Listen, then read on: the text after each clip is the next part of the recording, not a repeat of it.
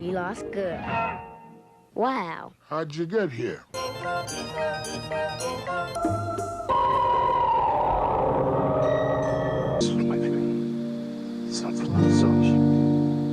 This year, and I mean kind of every year, I cooked a big Thanksgiving meal, and I had guests over for it, family. I usually try to.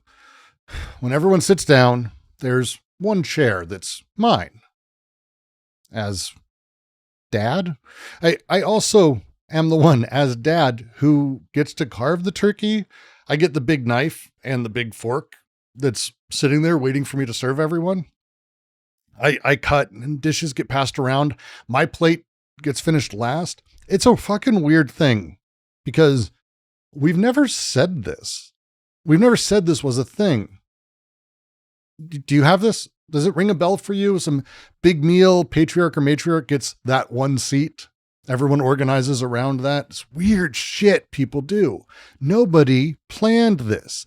There's no rule book, but there is a code, an intricate, inherited, mostly unspoken system of meanings inscribed directly into the bodies and behaviors of everyone present. You kind of know where you're supposed to sit.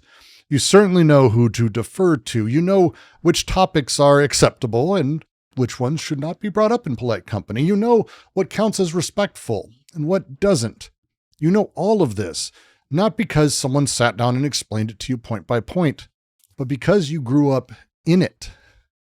The code, well, it's in your posture. It's in your timing. It's in your voice. This is the first social machine. At work, at least in parts, Deleuze and Guattari and Anti-Oedipus, they call it the territorial machine, codes. Coding here, it means assigning meaning directly, locally to bodies, to behaviors, movements, materials.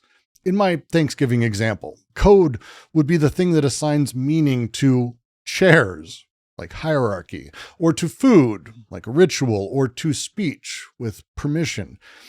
Small-scale societies, villages, clans, kinship networks, they work this way with code everywhere. Marriage rules, they determine kind of who can and can't be with who. Initiation rites, they mark the transition from child to adult through actual physical inscription on the body, scarring, tattoos, really awful ordeals. Debts between families, they're tracked, but not in ledgers.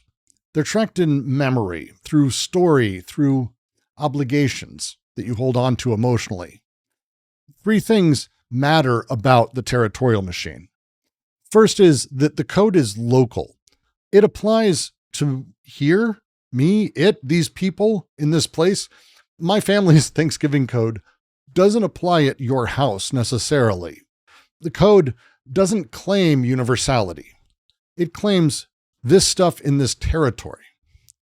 The second thing to realize is the code is inscribed on bodies. It's not written in a book of laws you can consult, ever. It's embedded in how movement happens, how you eat, how you feel when you sit in the chair that's not yours. The knowledge is somatic. It's in your muscles, your gut, your sense of discomfort when something's off, or confidence when it's not. It's not a code you think about. You are doing the code in the sense that your body has been shaped by it. Third, and this is the part that gets missed all the time, the territorial machine has a mechanism for handling surplus. Whatever exceeds code, whatever doesn't fit, gets managed through controlled expenditure. A festival, a feast, a ritual of excess. Bataille's favorite, the potlatch, where accumulated wealth is destroyed in this sort of competitive display. This is the territorial machine's answer to surplus. You don't suppress excess. You burn it off ceremonially, together.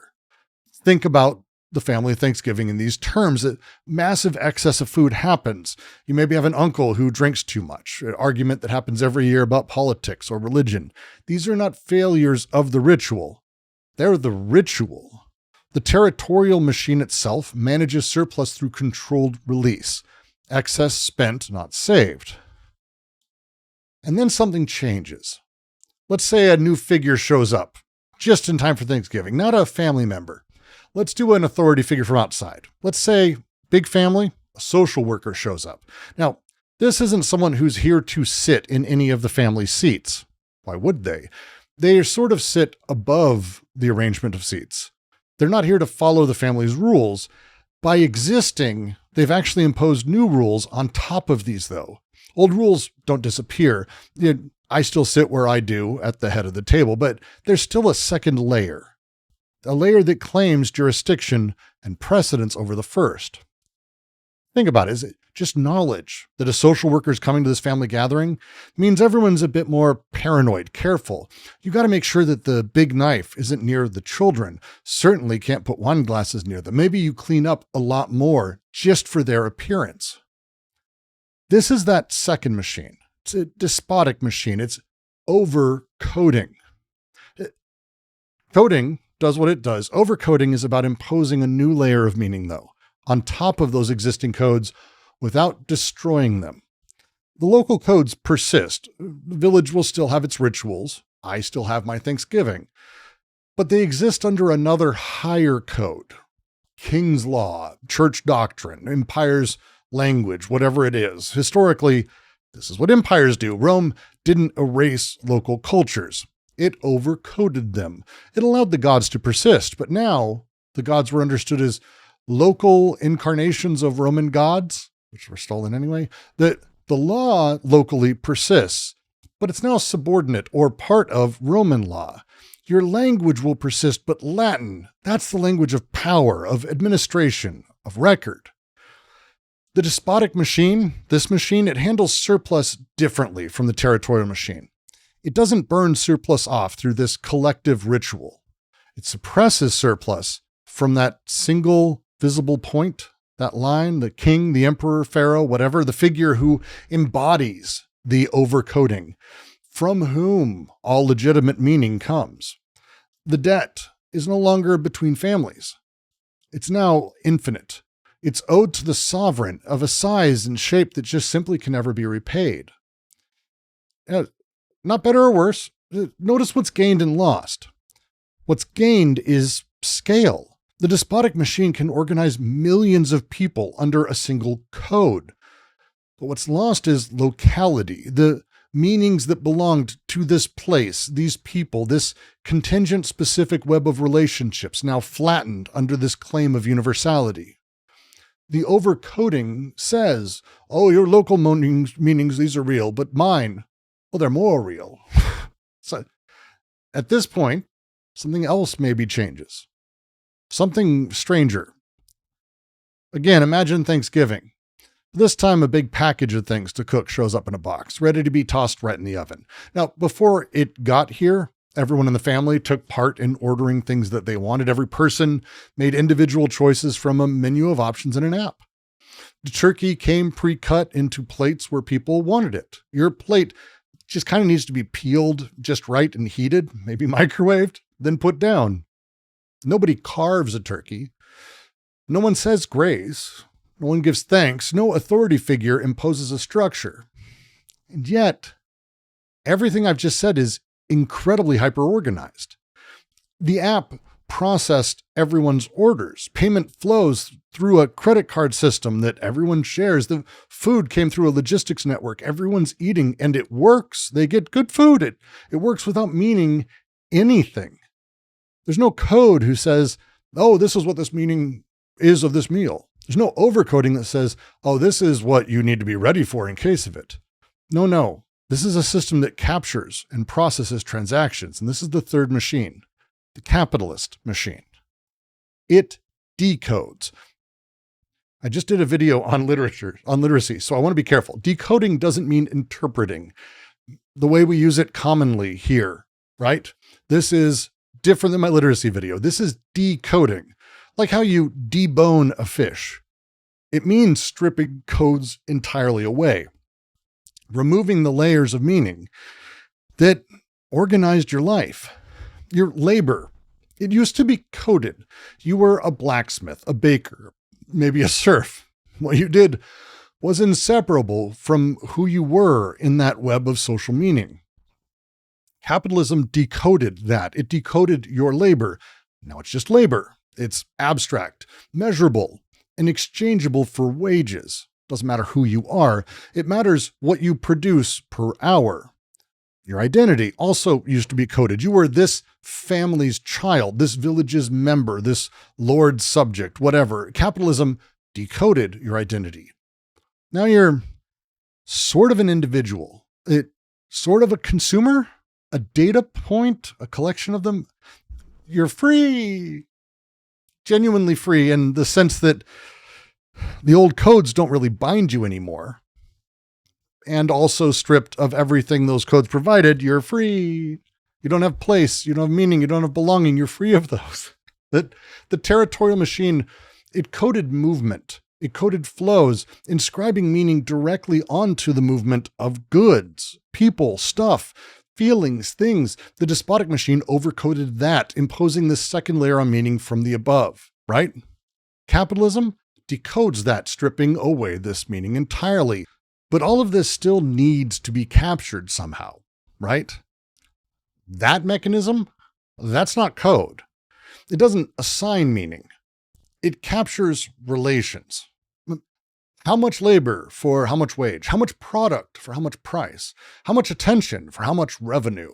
It doesn't do labor as a thing, not in a vacuum. It won't tell you what a product is on its own. The system doesn't really give a fuck about what anything is. It cares whether functional relations between things hold, whether the numbers balance. You can see all three of these sort of if you talk about the history of housing. Under the territorial machine, your dwelling, it would be coded. This house belongs to a family, built on land that belongs to this clan. The house's position, proximity to river, chief's house, ceremonial grounds, whatever it is, would mean something specific in social code. The house is a social relationship, materialized. Under a despotic machine, the dwelling would be overcoded. The king instead grants you that land. Property would exist by royal charter. Your house is yours because the sovereign and king says that it is. The sovereign can revoke that grant at any point. The house is still a social relationship, but now it's subordinated to this higher authority that claims ownership over all relationships. But it's still that same land, it's still your family's land. Well, it's still that land. But now the king is what lets you have it, not coding from this interpersonal connection thing. Now, the capitalist machine does it different. Your dwelling, decoded, but recaptured.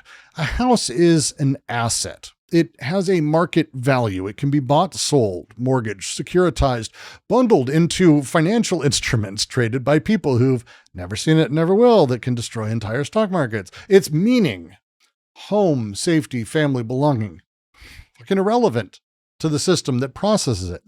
What matters is its price, its appreciation rate, its function as effectively collateral. The house circulates as a number, as a relation. Yes, you still live in it, and yes, you can call it your home. You get to have Thanksgiving there. But the system that determines whether you keep it doesn't operate on any of those things. It operates on whether your mortgage payment arrives on time. Rent for most of us. The code says this is your home. The system says this is an asset. When those two descriptions conflict, and get used to it, kind of today, they always do. Do you think the system wins? Every time? One of the most important things about these three machines is that they don't really replace each other. It's not like we swap one social machine for another. You kind of carry all three around right now. The territorial machine, it's kind of in your family dynamics, friendships, the way you feel in your body when you're in a place you feel like you belong to. It might be bigger in your parents and grandparents. A despotic machine would be your relationship to authority. The way a boss's disapproval feels different from a peer's or a subordinate's. The way institutions claim a kind of jurisdiction over parts of your life, and you didn't choose them and you can't escape from it. The capitalist machine is in everything because everything gets measured and priced and ranked and exchanged, which is everything these days. But these things layer. They mush into each other. They interfere with each other. Your family's Thanksgiving code persists inside a capitalist system that has decoded most of what that original code originally was embedded within. The ritual continues. The material conditions that sustained it, like your geographic proximity to a river, your economic interdependence, the shared daily life, it's been decoded. The code floats unmoored. It feels fragile because it's fucking fragile. It's a territorial code running around on decoded ground. When something feels meaningful, but the system around it doesn't register that meaning, when your work feels significant, but your performance review captures none of that significance. That's the gap between the code and the axiomatic. And the meaning is real. The system just isn't built to process it. When a new authority imposes a framework on top of existing relationships, let's say a new type of management structure, a platform's content policy, federal regulation over local practices, the old relationships, they'll persist underneath, distorted, not destroyed. You watch overcoding. When something that used to mean something becomes purely a number, like a house becoming an asset, a friend becoming a follower, a meal, a counted calorie, you're watching decoding. When you feel all of these at once, the pull of local belonging, the weight of this institutional authority, and the indifference of the market, you're feeling accumulation.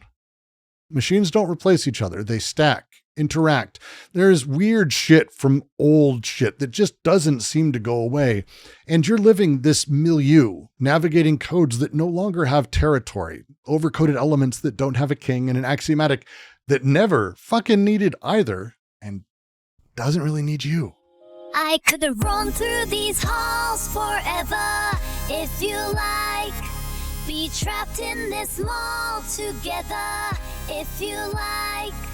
I'd love to explore the corners if you like.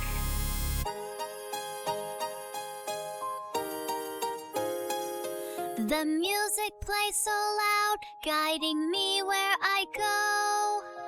In this vibrant crowd, do you feel it too though? Maybe I'm just here